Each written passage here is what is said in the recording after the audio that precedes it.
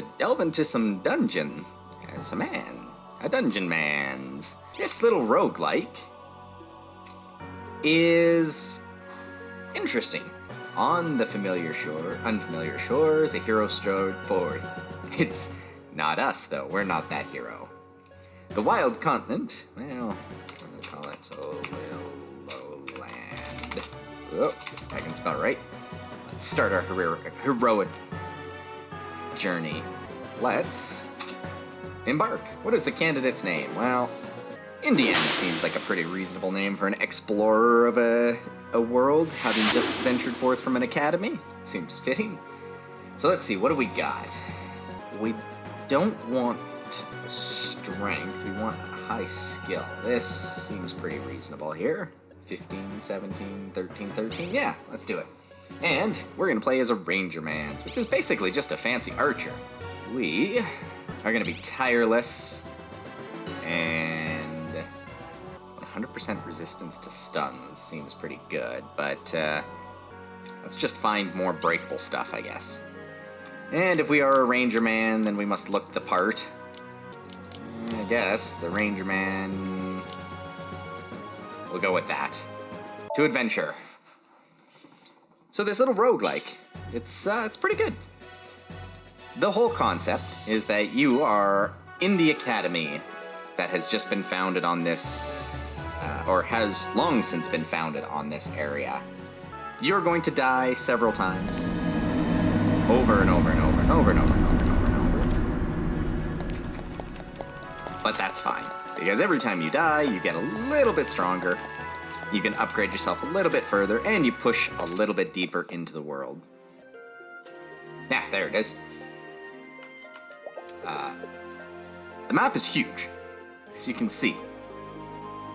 Absolutely monstrous sized. And, ultimately, somewhere down here is where we want to go. It kind of spawns randomly. Don't know exactly where we want to go, but that's fine. We'll figure it out as we go. One massive complaint that I do have about this game, for how good it is, the controls are awful. It kind of like One Way Heroics uses the numpad, which would normally be on your right hand, to move. So you've got the 8 directions that you can move, and then press 5 to wait. Which, hey, fine, I'd like that, but I have to do it with my left hand, which is wildly inconvenient because, well, as you might see, you need to be able to use the mouse to do a lot of other things and interact with other things. There are keyboard commands to use, like skills and to rest up and all of the things that you can do with the mouse, but they're just so much worse to try and do it with the mouse. And so I have to have my left hand cranked all the way across the keyboard to try and take care of this, which is a mild pain in the ass, and also getting kind of surrounded here. Let's take a second to kill these guys off. We right now have very little in terms of power other than shoot bow, and we do have an ability that lets us sprint a little faster, and a very important one, stick and move, is basically a jump. So we can jump 3 tiles away and shoot.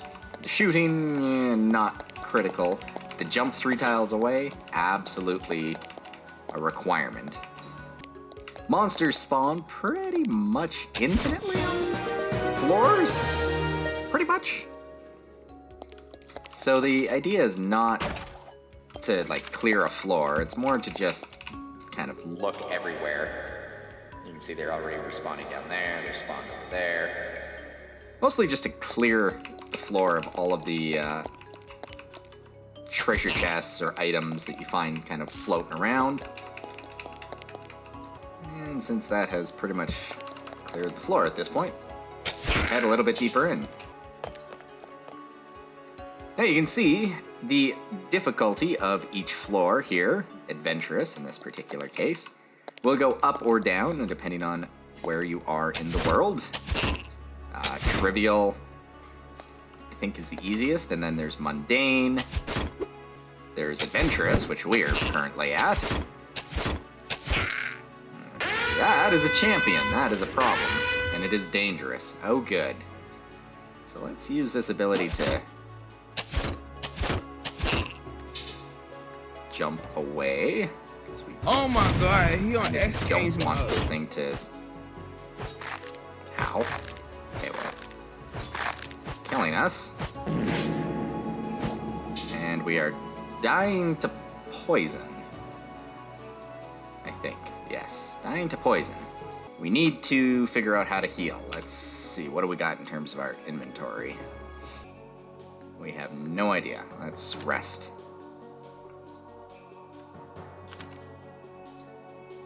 Okay.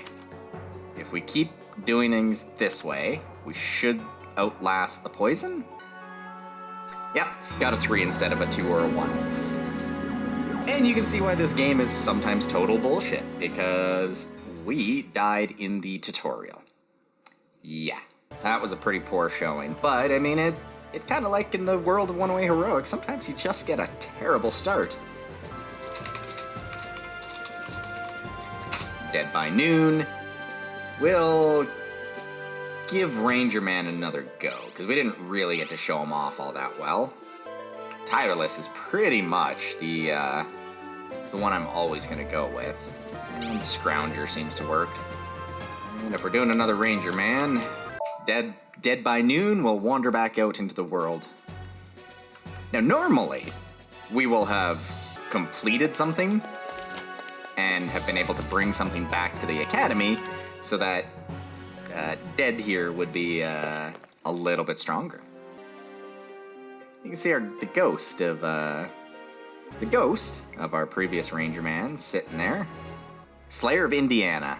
Okay, it's interesting that it does actually make reference to that. I didn't know that. Now the game will, kind of a nice little dynamic gameplay style of doing things, will buff enemies and give them promotions and things like that based off of previous character interactions or interactions with the current character. So if you were to, say, delve into the dungeon, go to a floor, and then kind of come up against a group of enemies that are like ridiculously strong, and go, okay, fuck this, and run away, they all get bolstered by you running away, and so they get a whole bunch of buffs, which makes them even harder to kill. So you generally don't want to leave a floor unless you are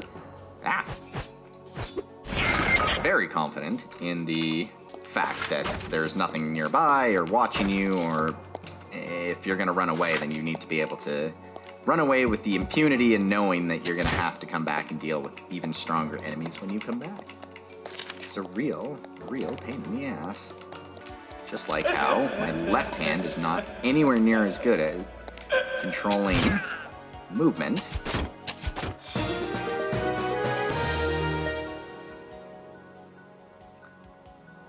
Compared to my right hand. Alright, well, let's actually use a level up point this time, because we've got a second here. So we can learn how to use shields. This is the part of the game that I really don't understand. This is why I said earlier, I don't quite understand the game, because it seems to me, if we go and take a look at our archer skills, there's a couple of archery skills, and we will pick up Shellbreaker. But this is level 6. This is level 6. There's not upgrades to these, which means by like level 8, which is totally achievable, you're out of Rangerman skills, and you're pretty much out of Adventure 101 skills, and you're pretty much out of armor skills. Which means then you start going into Fighterman, Wizardman, Necroman, Bannerman, and Southern Gentleman to go for skills. And I'm like, well, I don't get it. Is the whole purpose that you become no matter what you do, you become an all-rounder? Because if that's the case, fine, so be it, but why bother picking like a class then? There's a champion nearby. Yeah, last time, the champion... What the fuck is that? Oh! Fallen Champion's Pyre. That's ours. I've never actually seen this before. They still talk about Indiana. I've never actually seen that because for the little bit of playing that I've done, when I delve into dungeons and then die, it's usually at a dungeon that's so off the beaten path or way too high of a level to actually get there again in reasonable time. As you saw from the save screen, the title save screen, I did play through a little bit. I actually recorded all of that playthrough and then discovered that the audio was not recording. So that's lost to the sands of time. Have all the footage, just none of the audio. Such is life. Our first Rangermans actually made it up to like level 10. My very first character ever made it further than my like 6th and 7th characters. Luck of the draw? Beginner's luck? Skill issue? You decide. I can say that having played a few of the classes, any of the ranged classes are ridiculously good compared to any of the melee classes. The fighter man is total bullshit. Let's use a skill here. Break his armor so we can deal more damage to him. There we go. But anything ranged is far and away way better. Just untouchably better. Because you have so many enemies that have ranged abilities that the melee units are just... They don't have good skills to close the gap. There's a sack of cash up there. I should go and get that, and then we can head down even deeper. Should also level up. We'll pick up Power Drive, which is a very strong single shot. What the hell? Oh, there we go. Couldn't even see it there. Alright, still adventurous. Let's take a quick look at our inventory and put on some armor here. Alright, there we go. That's not bad. Not great. Okay. That's a lot of dudes.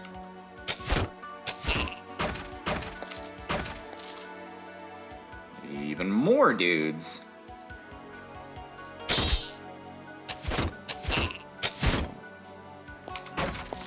But as you can see, we are doing more damage. And since we are on the 3rd floor, which in this case I happen to know is the bottom floor, somewhere around here is the boss of the dungeon. Invariably, we are going to come across the boss here. I'm hoping it's not when we have a million enemies next to us. Hello, sir. It would be a lot more convenient. Let's rest up here. If we were able to take him on just by himself. But that isn't always the case. He usually has a bunch of enemies chilling with him. Ads chilling with him. But occasionally you can draw them all out and kill them all before the boss actually spots you. Oh, and here is the creature who killed Indiana. So this is what I was talking about with the whole dynamic. Let's hit you from over here, and then hit you from over here. Boom. Easy peasy when when you're not surrounded.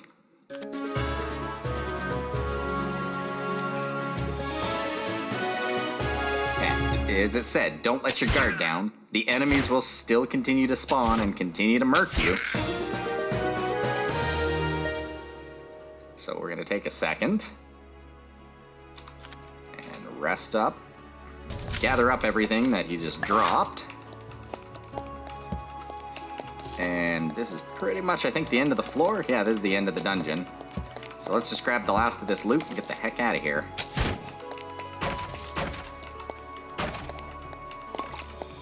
these potions that we have no idea what they are. And there we go. Let's go back to the academy here and turn in some of these things. Start, Mr. Headmaster. Did I get any books? No. There's some relics, though. I'll pawn this at the next shop I come across and get paid. I'm not gonna die in the next dungeon. Put this in a museum. So now we've got access to the museum over here. And I brought some relics back. A proof of strength. And supplies for the alchemy lab, which will upgrade. As we upgrade the academy, this chest will have a handful of things. And so, let's take a look. What do we got? Boots that we can't put on. Equal sandals. Slightly better armor there. A way better longsword. And that's just about everything. Alright, well, then the final thing we'll do for today is we'll run over here and melt down pretty much everything. And that tin steel that we now have, well, we'll be able to melt down anything that can't be psychotossed. Yes, melt it down. We'll be able to use that to ultimately upgrade our better starting weapons for our future Dungeonmans when they graduate from the academy and move out into the world. But that will be for next time. When we come back, we'll send Dead by Noon here out into a deeper, darker dungeon. Later.